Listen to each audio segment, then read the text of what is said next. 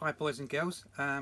So here we are, Mike in the van, in the caravan, and I'm here this evening to talk to you about Pharaoh's dreams, which comes from Genesis chapter 41, verses 1 through to 39.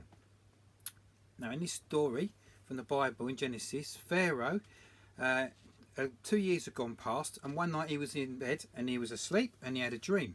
And in this dream there was 7 really healthy, really well fed and muscly and meaty cows that came up out of the River Nile, and he was stood by the River Nile, and as he was watching they were grazing on the grass by the Nile.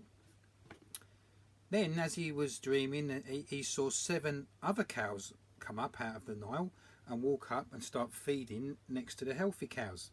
But these cows were skinny, their bones were showing, they weren't healthy at all, they were malnourished and really not look good looking cows. And as he was watching these cows, the really unhealthy, skinny, bony, horrible ones ate up and swallowed and devoured all the healthy, meaty, good cows. And he was startled by this and he woke up, but eventually he drifted off to sleep. And as he drifted off to sleep, he then dreamt about a cornfield, and in this cornfield was some lovely glowing stalks of corn that were healthy, with really healthy buds of corn on the top of them that were nourishing and full of vitamins and good to eat and wholesome. But next to them were some other stalks, and these stalks were flapping around in the wind. They'd become scorched by the sun, they were damaged, they were thin, they were brittle, they were broken, they were no good at all, they wouldn't be good to eat. And these unhealthy ones, they swallowed up the really good healthy corn, and there was no good corn left. And he woke up and he thought, well, that was a weird dream, what was all that about? So he sent for his magicians and he sent for his the wise people from Egypt, and he said, please tell me about what these dreams mean, and he explained the dreams to them. But they said, we do not know, we can't interpret these dreams. Now Pharaoh had a cupbearer who was a person that was in charge of his goblet, and when he would have wine poured he would have to taste it to make sure that nobody had tried to poison Pharaoh.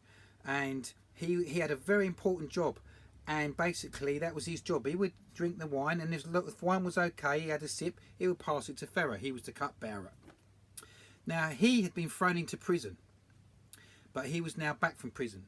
So he was there when this all happened, and he said to Pharaoh, he said, I did a bad thing, and you rightly threw me into jail, and me and my staff, and while we were in jail I was in there with the baker and other people, and we had dreams. We all had different dreams, and we couldn't understand what these dreams meant. And we woke up the next day and we were talking about these dreams and saying, what do these mean? What do these mean? But in this jail was a guy called Joseph, and he was a Hebrew, and he said, I can tell you what these dreams mean.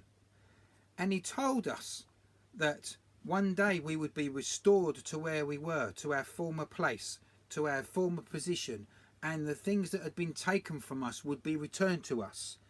And look where we are today, Pharaoh. Here I am, back at your side as your cupbearer, my home and my family and my possessions all back to me. The same with the baker. So he was right. He interpreted our dream, and the dream came true.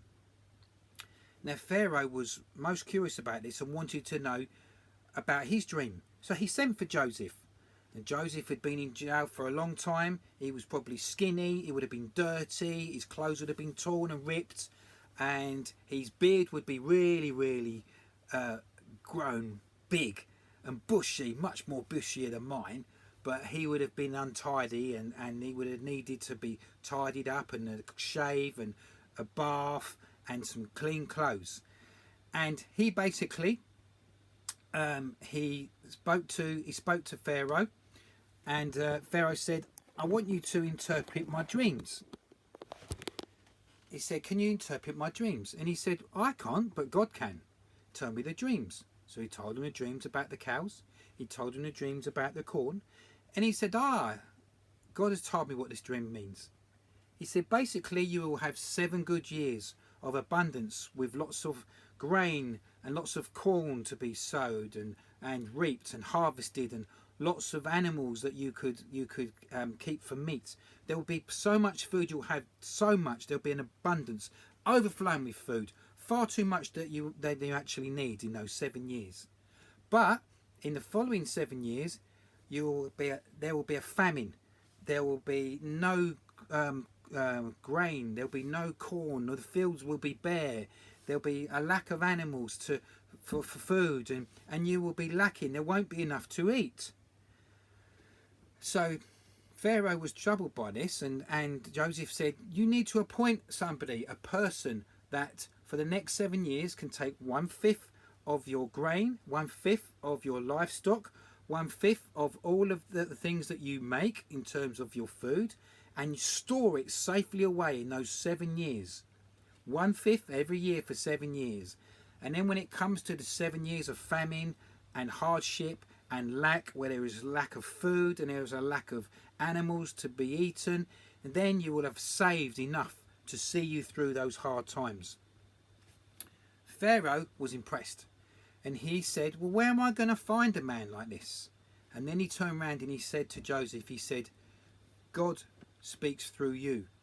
You have clearly heard from God. God is the person that has told you my dreams, has interpreted you my dreams. So I will appoint you over all of my people. You will be in charge of my people. You will be in charge of my land. You will be the one that they will have to obey. You will be only second to me, my number 2. So God took Joseph from being in prison. He took him from being in prison, in years and years and years in prison. He took him out of that place, and he put him in a place of great power, a place of great position and great stature, where he was only second to Pharaoh and ruled over everybody else. What an amazing, amazing story.